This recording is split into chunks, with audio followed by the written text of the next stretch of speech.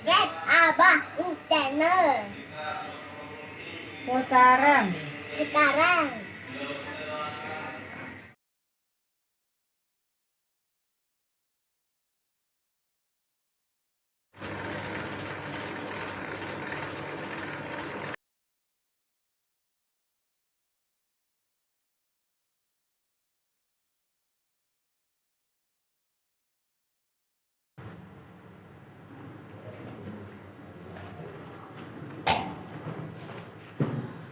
Assalamualaikum warahmatullahi wabarakatuh.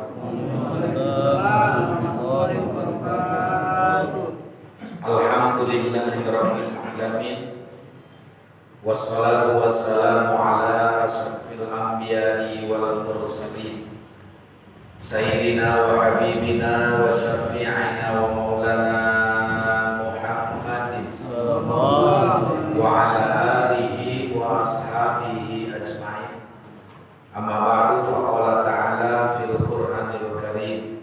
A'udzu billahi minasy syaithanir rajim. Bismillahirrahmanirrahim. Yarfa'illahu alladhina amanu minkum walladzina utul ilma darajat. Sadaqallahul aliyyul azim. Hadratul mukarramin, hadirin jamaah taklim musalla at-tahiriyah, para sepuh, para asatid, para hujaz, para tokoh masyarakat, khususnya kepengurusan musalla al-mukarram Bapak Ustaz Ahmad Kasori beserta jajaran dan juga muwatibil acara dan para bapak, para pemuda, saudara-saudara, tidak lupa Bapak RT 01, RW 03, Bapak Haji ada, yang semuanya insya Allah selalu dimuliakan Allah Subhanahu wa Ta'ala. Amin. Alhamdulillah, kita panjatkan puji syukur kehadirat Allah karena kita masih diberikan beraneka ragam nikmat yang tiada terhingga. Hingga malam ini khususnya kita diberikan nikmat sehat walafiat, bisa berkumpul kembali dengan anugerah dan rahmat tentunya, bisa bermuajahah dan bermusafahah dalam rangka thalabul ilmi. Mudah-mudahan pulangnya kita semua dalam keadaan mendapat maghfirah Allah Subhanahu wa Ta'ala. Sholawat ma'assalam tercurah terlimpah kehariban junjungan kita Nabi Muhammad kepada keluarganya, para sahabatnya, para pengikutnya, dan kita umatnya yang selalu mengharapkan, merindukan syafaat di yaumul jaza. Amin ya Allah ya rabbal alamin. Hadirin jamaah yang dirahmati Allah, malam ini kembali kita bergilir pada materi Nasohihul Ibad 223 makalah ke-15 ya. Bismillahirrahmanirrahim. Bismillahirrahmanirrahim. Allahumma aftah alaina bihikmatika wansur alaina rahmataka ya dzal jalali wal ikram. Allahumma aftah lana bifutuhil arifin.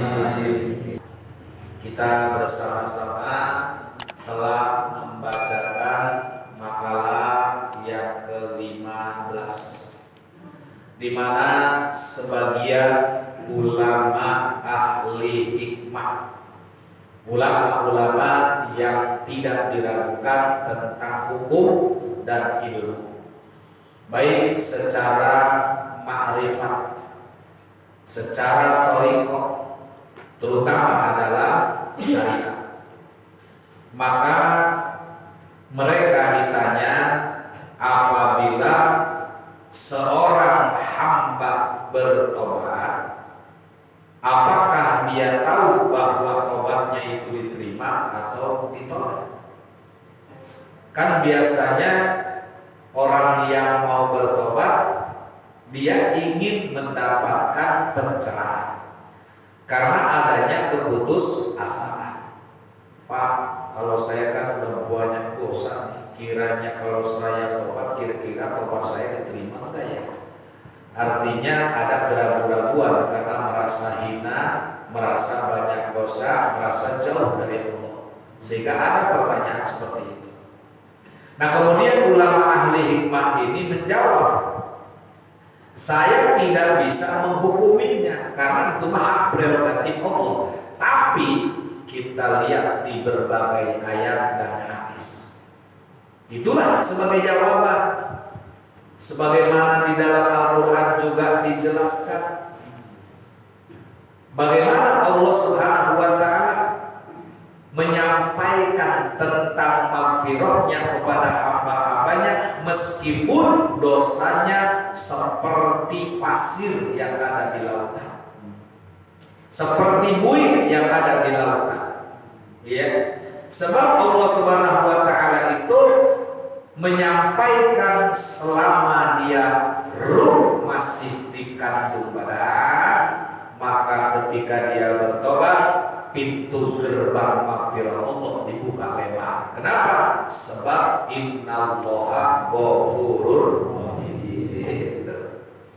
Jadi kata ulama, saya tidak bisa menghukuminya kalau pendapat pribadi. Hanya saja tobat yang diterima itu ada ciri-cirinya, berarti kan harus mencukupi syarat. Adapun ciri-cirinya syarat tobat diterima itu ada 6. Ya, jadi orang punya salah, punya dosa, ingin diterima daripada amalnya dan tobatnya, maka syaratnya ada 6. Yang pertama, ayyara nafsahu ghairu maksumatin minal maksiyati. Yang pertama, menganggap dirinya tidak terpelihara dari maksiat. Karena dia merasa bahwa kita ini manusia biasa, berbeda dengan para nabi dan para rasul yang sudah nyata dimaksud oleh Allah dari perbuatan dosa. Kalau kita makan gak dimasuk, siapapun selain daripada nabi dan rasul tidak dimasuk, tidak dipelihara dari perbuatan tercela. Kalau nabi mustahil. Kenapa? Karena dia benar selamanya. Karena sidik tuh. Sidik itu benar, mustahil tidak benar, bohong.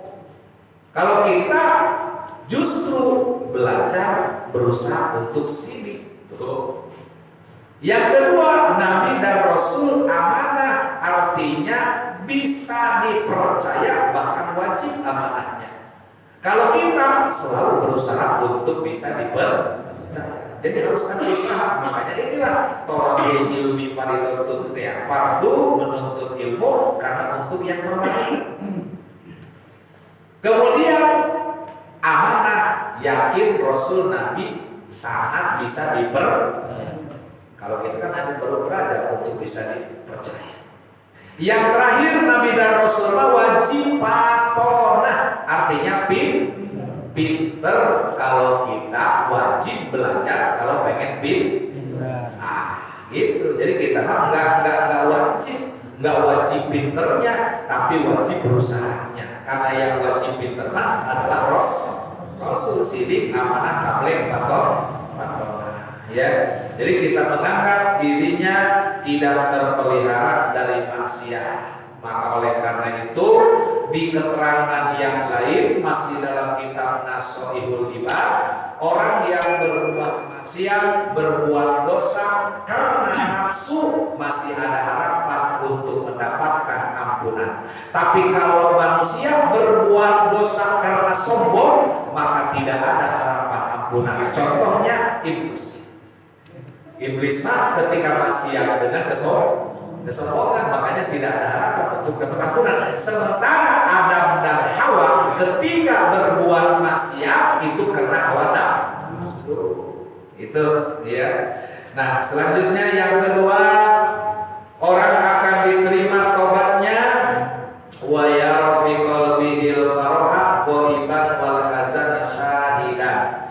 Menganggap bahwa kegembiraan dan dapat menjauhkan diri dari Allah. Maka jangan lupa kita ini oleh Allah selalu diberikan sedih, diberikan kita duka, supaya apa? Supaya jangan larut dari kegembiraan hingga mengakibatkan lupa diri kita kepada Allah.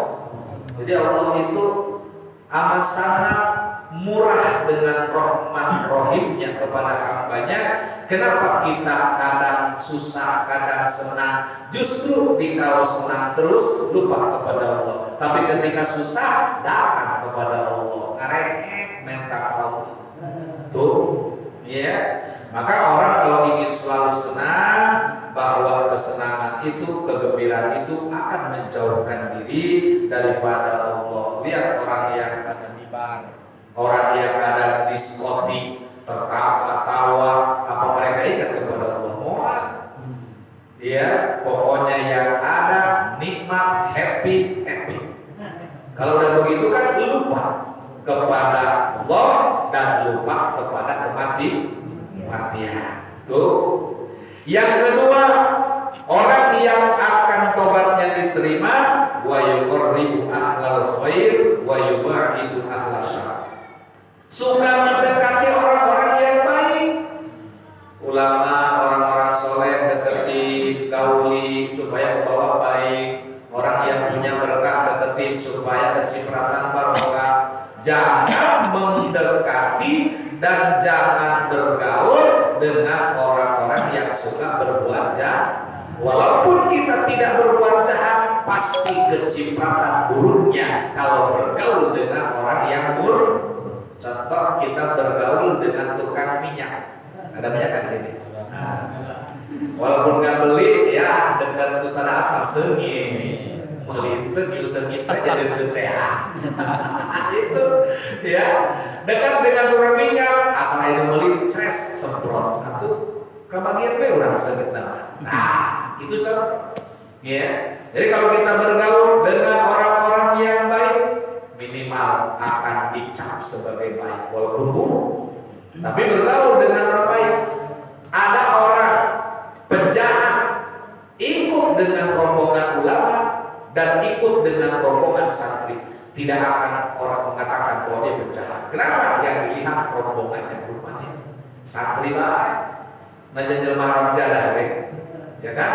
Nah, begitulah. Ada santri satu ikut dengan kelompok haram jadah, mulai disebut santri haram jadah. Itulah diantaranya. Maka kita inilah cara. Ini kan misalnya kita mau tobat, tapi bergaulnya masih teman yang lama, teman mabok baik, atau berhenti kita jauh programnya ganti. Wah, ini udah bubar urusan-urusan yang lama, sekarang ganti dengan kehidupan yang baru. Berarti temannya juga teman baru.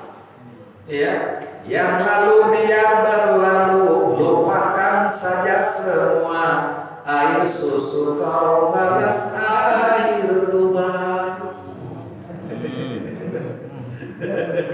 Yang ketiga, wayarul qalila minad dunya kasiron, memandang dunia yang sedikit seolah-olah banyak dan memandang amal akhirat yang banyak seolah-olah sedikit. Jadi ciri orang ingin diterima harus dibalik. Kalau dalam urusan dunia walaupun sedikit kita harus memandang banyak, artinya bersyukur dengan yang sedikit, karena janji Allah la in syakartum la azidan. Orang berangkat dari kecil dulu nggak ada, lahir aja kita kata punya bawa apa-apa, tapi begitu kita di dunia punya segalanya, ini luar biasa. Tapi kita selalu ngeluh terus, ngecilin sama rezeki, selalu mengatakan borok-borok, apapun jawaban borok-borok, atau makanya hidup borok-borok. Padahal waktu nama kurang dah, tapi orang masa pikiran kan, aing aku saya ke Jakarta menang, mau apa? Jadi udah ngomong gitu, berangkat ke sana, datang itu mau memakai. Kenapa? Ayam kalau keluar dari kandangnya kokoren, ayamnya cocok, bener. Tapi kalau keluar untuk nyong-nyong kan begitu.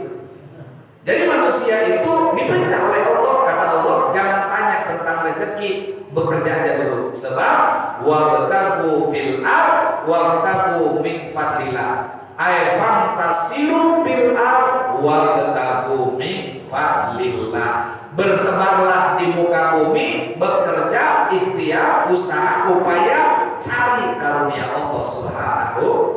Urusan hasil bukan urusan kita. Urusan hasil urusan Allah. Kita hanya diperintah berusaha.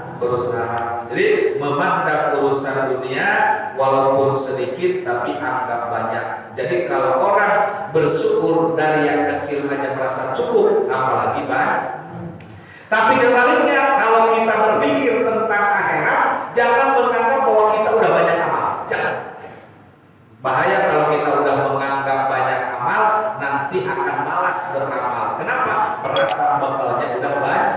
Anggaplah bahwa kita belum pernah berbuat kebaikan, sehingga dengan merasa tidak punya amal, tidak punya merasa kebaikan sedikit pun, maka kita akan terus berusaha untuk mencari yang terbaik.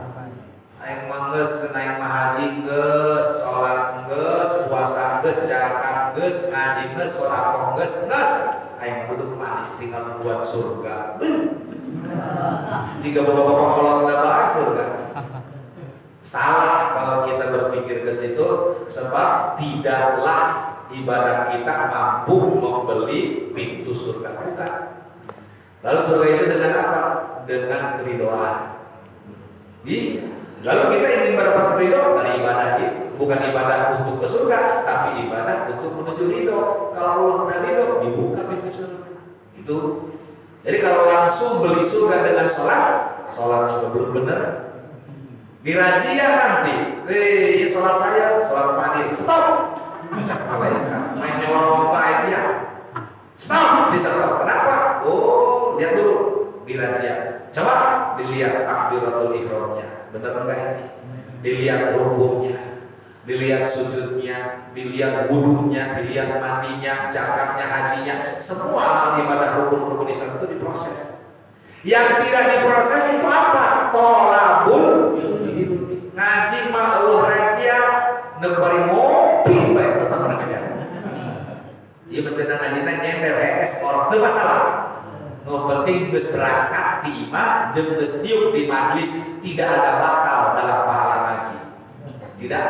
Habis sholat ada batalnya, puasa ada batalnya, ada rusaknya, tapi ngaji mah enggak rusak. Makanya inilah yang mendorong, yang menjadi pengacara, yang menjadi pembela bagi seluruh amal ibadah dari langkah-langkah tolabul. Begitu, ya. Kemudian yang kelima, wa yaraqalbuhu mustaqilan bima humina minallahi fariqan amma minallahi minhu.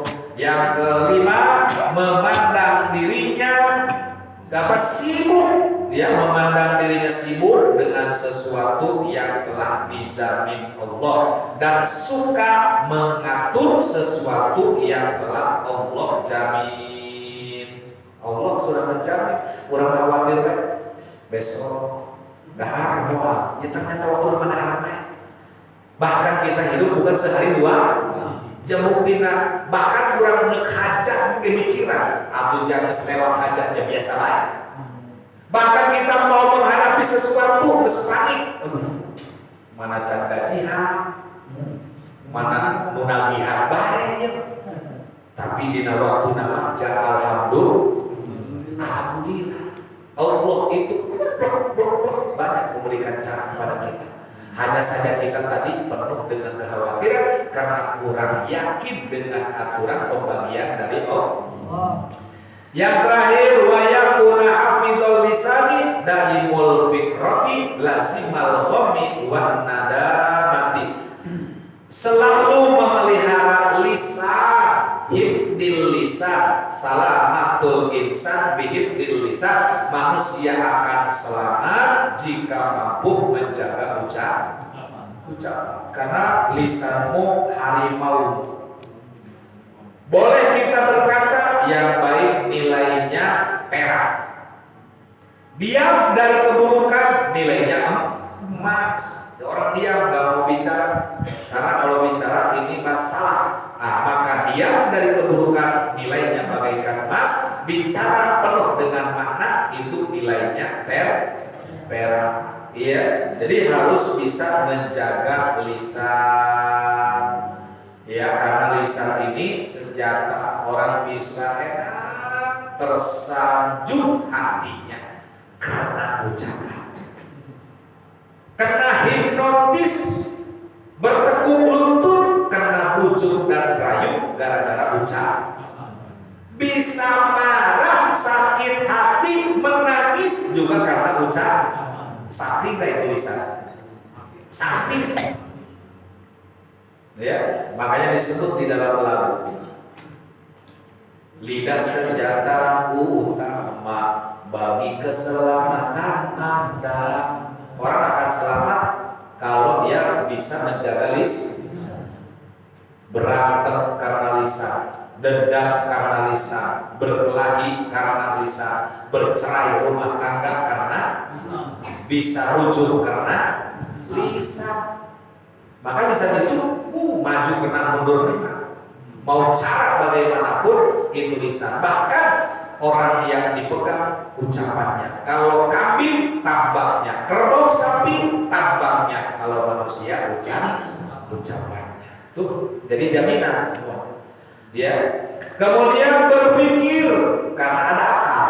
Seandainya Allah tidak memberi akal, tidak akan diperintah ibadah. Justru Allah menyuruh ibadah kepada manusia karena manusia bisa berpikir, karena manusia diberikan akal. Itu susah dan prihatin karena dirinya banyak dosa. Merenung ketika dia habis sholat, dia istighfar sambil merenungi, mengingat-ingat dosa. Karena tidak ada satupun hamba Allah yang tidak berdosa. Kata Nabi, kullu bani Adam khoto. Seluruh keturunan anak Nabi Adam pernah berbuat dosa. Sebaik-baiknya orang yang berdosa, orang yang menyesali dan bertobat dari segala dosanya. Maka inilah yang harus kita pahami adalah tentang 6 perkara syarat tadi untuk bisa diterima tobat. Jadi kalau kita mau tobat, tinggalkan pekerjaan yang tidak baik. Ganti dari maksiat dengan tobat. Seperti itu. Bergaul dengan orang-orang yang baik. Tuh ikutin tukang ngaji, tuturkan. Ulah tuturkan, anu teu benar, bisi ka bawa tebel. Itu udah pasti. Ya. Penjelasan dalam hal ini Nabi bersabda. Kata Nabi, ahabul a'mali ilallahi hifdzul lisan. Amal yang paling dicintai oleh Allah adalah orang yang memelihara lisan. Ya, hati-hatilah bicara karena untuk keselamatan. Manusia fitnah karena ucapan, manusia dendam karena ucapan, manusia bisa tersanjung, terlena karena ucapan, manusia penuh dengan kebencian juga karena ucapan. Orang kan menghasut dengan ucapan, adu domba dengan ucapan, memfitnah dengan ucapan, semuanya itu ucapan. Ya, maka lidah kita ini tidak ada tulangnya, mudah bicara. Ya. Kemudian inna aksaron nas dzunuban yaumal qiyamati aksaruhum kalaman fima la yaknihi. Ya. Sesungguhnya manusia yang paling banyak dosanya pada hari kiamat adalah orang yang paling banyak bicara yang tidak bermanfaat. Ya. Imam Mubur ngalor ngidul beak kopi 12, tapi malah ngomongin orang ini yang tidak bermanfaat. Kiai geus sarua we ngomong. Atuh emang kiai ngomong. Buat kalau ngomong kiai ustaz, apalagi tukang cara. Makanya wajar kalau orang mengatakan kiai mah ustaz mah ngaji ngomong ke jelema bae. Bener kan? Ulah kana saya, penting ulah di mana-mana ngomong ke jelema bae tidak ngomong ke monyet.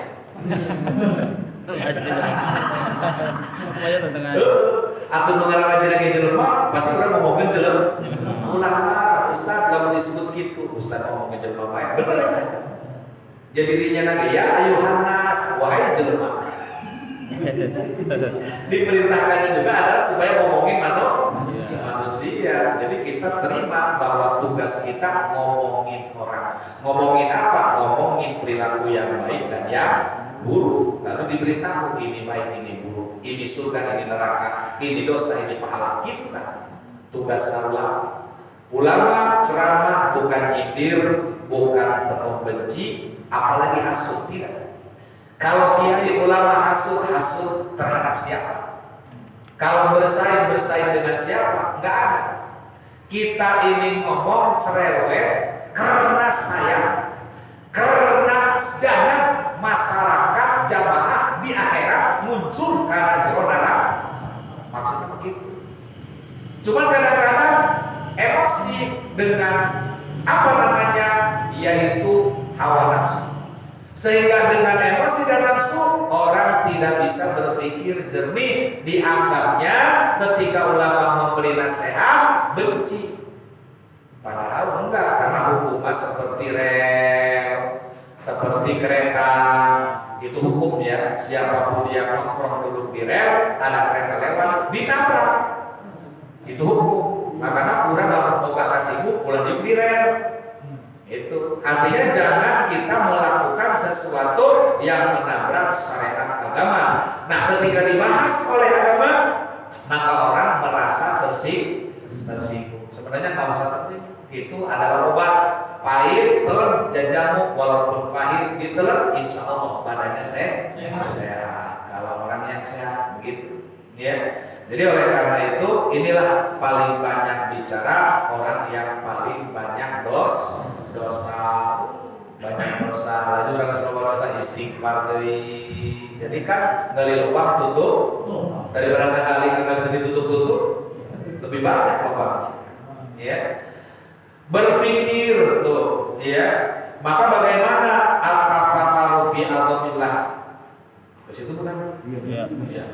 At-tafakkaru fi azamatillah wa jannatihi wa narihi sa'atan khairu min qiyami lailati. Berpikir sejenak tentang keagungan Allah, surga dan neraka di pikiran, tentang Allah punya keagungan pikiran oleh kita, maka itu lebih baik daripada sholat tahajud semalam suntuk. Iya, berpikir tentang keagungan Allah. Contohnya bagaimana? Oh, ini langit, nggak ada yang ngecor, nggak ada yang ngebantuin bikinnya, nggak ada yang ngadu, nggak ada kasor-kasornya, tapi ini Allah bisa langit ya. Nah, ini tanda tafakur. Oh, ternyata inilah kudrat Allah, inilah kekuasaan Allah, inilah iradah Allah tanpa membutuhkan bantu. Allah selalu komitmen dan konsisten, tidak pernah lambat menerbitkan matahari dari timur. Beda dengan kita, kesiapan kita, sering terlambat kita. Sering kita ini tidak konsisten, tapi Allah manakala terbit dan terbenam tidak pernah telat. Inilah tanda-tanda keagungan Allah. Berpikir tentang surga, berpikir tentang neraka. Bagaimana Allah ciptakan surga, siapa yang hak masuk ke dalamnya. Lalu sebaliknya, kenapa Allah ciptakan neraka, kenapa akibatnya, ini dipikirin. Kenapa harus ada neraka, kenapa harus surga. Oh, ternyata inilah kalau baik Allah berikan imbalan surga, karena kebaikan itu manfaat bagi orang. Tapi kalau neraka ini yang mendolimi kepada orang, makanya dia buat onar, membuat sulit, membuat dolim, membuat hulu haram. Ini ya neraka akibatnya. Dipikirin oleh kita, inilah keadilan Allah. Maka berpikir tentang itu jauh lebih baik walaupun 1 jam dibanding sholat tahajud semalam. Tuh. Tafakkaru fi khalqillah wala tatafakkaru fillah fatahliku. Tuh. Kata Nabi, berpikirlah kamu tentang ciptaan Allah, jangan pernah berpikir tentang zat Allah. Ngapain mikirin tentang Allah? Mau apa pikiran? Ini mah bukannya mikiran ciptaannya, malah mikirin yang menciptakannya. Allah itu di mana? kayak apa ini? Lagi ngapain ya? Tambah puyeng, tambah stres. Diperintahkan pikirkan ayat-ayat Allah. Ayat itu tanda bahasa Al-Quran. Ayat kalau dalam bahasa kita adalah tentang ciptaan, itu ayat. Langit ayat Allah, bumi ayat Allah. Wa fi anfusikum afala tatafakkarun. Bahkan dalam diri kita ada ayat-ayat Allah. Mata ini ayat Allah bisa melihat, telinga ayat Allah bisa mendengar. Maka berpikirlah tentang ciptaan Allah, jangan berpikir tentang zat Allah, maka kamu akan celaka manusia akidahnya rusak kalau berpikir tentang zat Allah Subhanahu wa ta'ala. Nanti kalau nggak ketayakan kayak itu nanti salah satu wali songo, ya. Nah, maka oleh karenanya hadirin jamaah rahimakumullah, ketemu makalah ke-16. Insyaallah lanjut kembali pada malam-malam taklim Kamis mendatang. Semoga Allah masih berikan kita sehat. Ini saja yang dapat saya sampaikan. Kurang lebih mohon maaf atas segala kehilafan dan kekurangan. Billahi taufiq wal hidayah. Wassalamualaikum warahmatullahi wabarakatuh.